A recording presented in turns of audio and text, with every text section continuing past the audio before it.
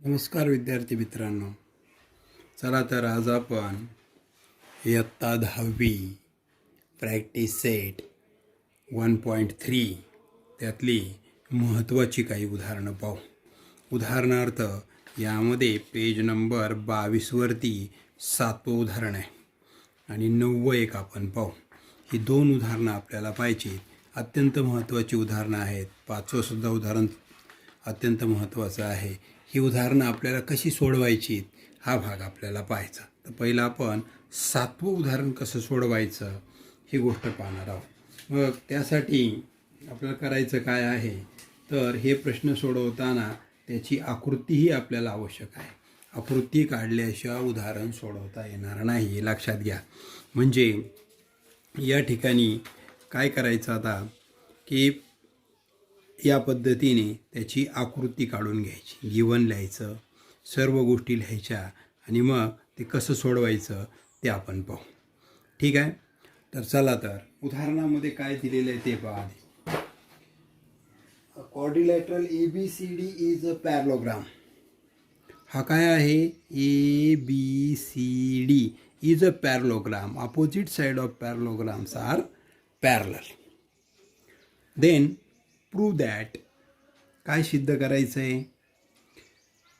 DE पहा, DE into BE याचा आणि याचा गुणाकार equal to CE into TE याचा या गुणाकाराबरोबर आहे असं आपल्याला दाखवायचं. ठीक आहे. मग काय करू? ज्या गोष्टी दिलेल्या आहेत त्या प्रूफमध्ये आपण लिहू. समजा दिले segment EB parallel segment DC. हा सेगमेंट पॅरलल आहे आणि हाच सेगमेंट एक्सटेंड केला आहे. तो कुठपर्यंत एक्सटेंड केला आहे? T बिंदूपर्यंत एक्सटेंड केला आहे. म्हणजेच AB is parallel to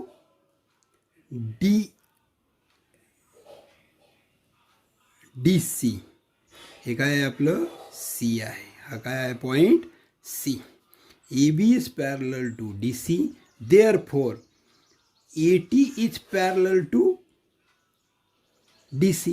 AT सुद्धा काय होईल? Parallel to DC.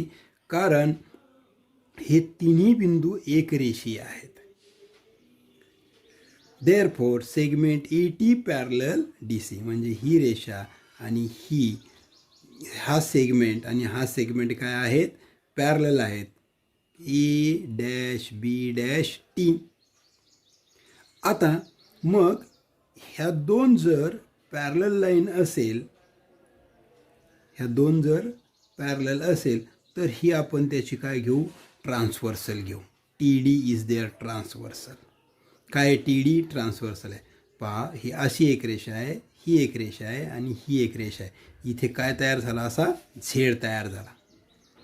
मग इथे काय कॉन्ग्रंट येईल तो भाग आपल्याला पाहायचा. ठीक आहे. आता पहा, देअरफॉर ATD म्हणजे हा अँगल कुठे झेड करतो? पहा इथे. तर इथे CTD हे दोन्ही कोण कसे येतील आपले? हा आणि हा कोण एकरूप येतील. का बरं? Alternate angle property. आता तुम्हाला वाटेल AB पॅरलल DC आहे, पण AB is extended to D only. Therefore AT is parallel to DC and TD is there transversal. Therefore ATD and congruent angle CDT it is alternate angle property. That is, therefore BTE is congruent to CDE. म्हणून BTE हा आणि CDT ह्या दोन त्रिकोणांचा आपल्याला विचार करायचा. आता वरती काय पाहायचं नाही. म्हणजे ABT आणि याच्यामध्ये सुद्धा DET हे सगळे काय आहेत? एका रेषेवरील बिंदू आहेत. देअरफॉर याला म्हणायचं एक.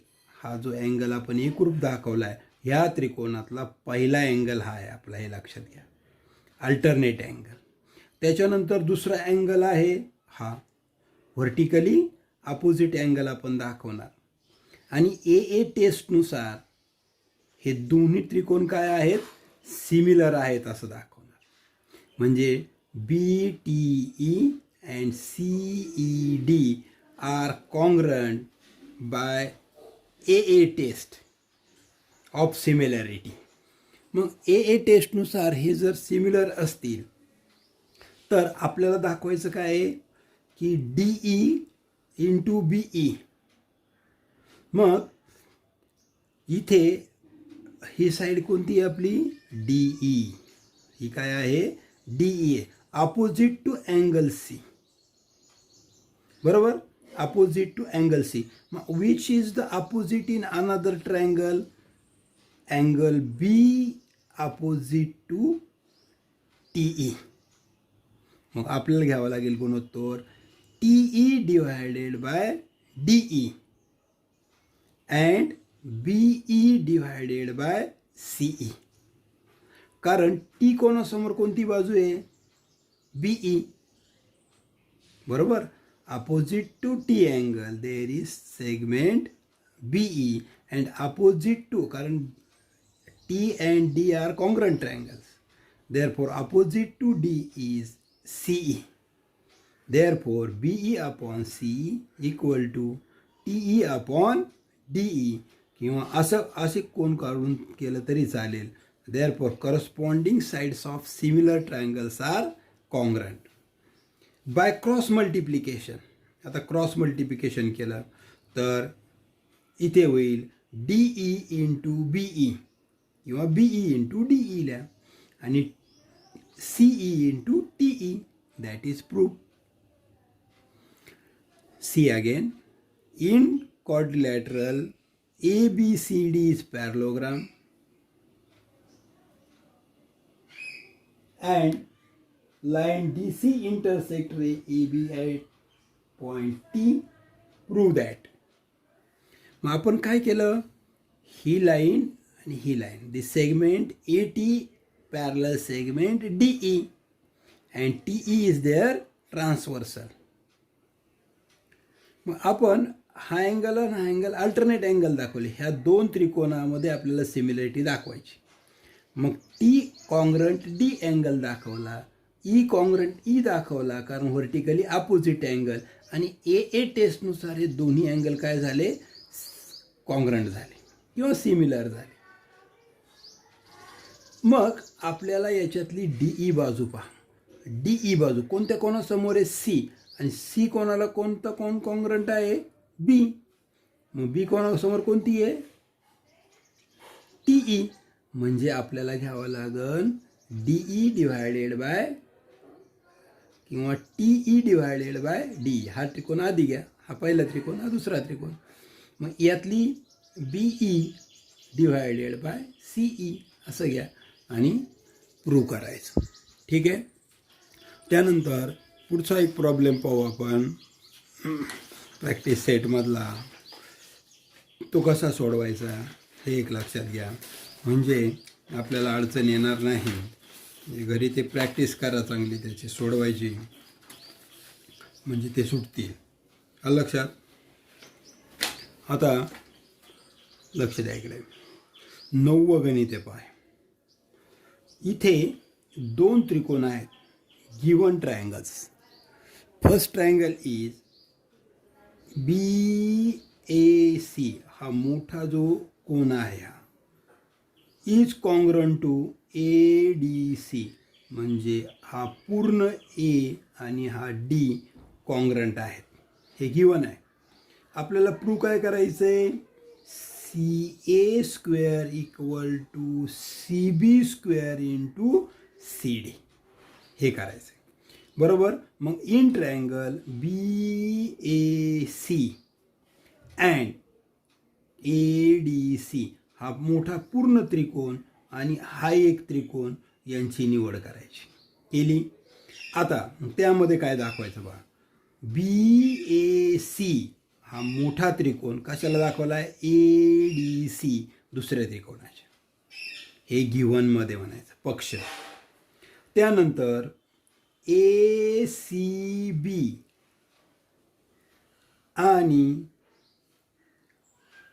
TCB हा कॉमन अँगल आहे. दोन्ही त्रिकोणामध्ये एकच अँगल आहे म्हणजे कॉल्ड एज कॉमन अँगल, म्हणून हा कॉमन अँगल एकरूप आहे. मग AA टेस्टनुसार BAC similar to triangle ADC by AA test. आता आपल्याला दाखवायचं CA² म्हणजे CA दोन ठिकाणी आला पाहिजे, एक अंशात आला पाहिजे, एक छेदात आला पाहिजे. मग CA² CA मोठ्या त्रिकोणात जर पाहिलं तर CA ही B कोणासमोरची बाजू आहे. कोणत्या कोणासमोरची आहे? B कोणासमोरची बाजू आहे. म्हणून CA ही B कोणासमोरची बाजू आहे. तर B हा कोणाला कॉन्ग्रंट आहे पाहता, तर इथे आहे. बरोबर. याच्यासमोर कोणती बाजू आहे हे लक्षात घ्या. हे पहा इथे, किंवा सिमिलरिटी आपण अशी लिहू शकतो. लक्षात घ्या, ही जी सिमिलरिटी आहे वरती AA टेस्ट, तर हे काय आपलं या पद्धतीने घेऊ आपण. हे पहा ACB पहा ACB सिमिलर. आता A अँगल कोणाला आहे? Dला आहे. हा A कोणाला आहे? Dला. मग इथे काय करणार आपण? D. नंतर C कॉमन आहे. C इथे मध्ये, इथेही कॉमन मध्येच पाहिजे. आणि मग राहिलेला ट्रायंगल आहे DCA. पहा CAB हा मोठा त्रिकोण आहे, दिसला CAB. आणि छोटा त्रिकोण कोणता आहे? DCA. आता या त्रिकोणामध्ये आपल्याला पहिलं CA घ्यायचं. मग CA इथे आहे. CA भागिले CB. पाहिलं? CA भागिले CB. नंतर DC भागिले किंवा CD भागिले AC. आलं? मग याचा आणि याचा तिरकस गुणाकार केला तर CA² होईल. CA² equal to CB into CD. तिरकस गुणाकार केला आणि ह्याला म्हणायचं corresponding side of similar triangles are in same proportion. Solve this exercise fully. It is very easy. 1.3 solve properly.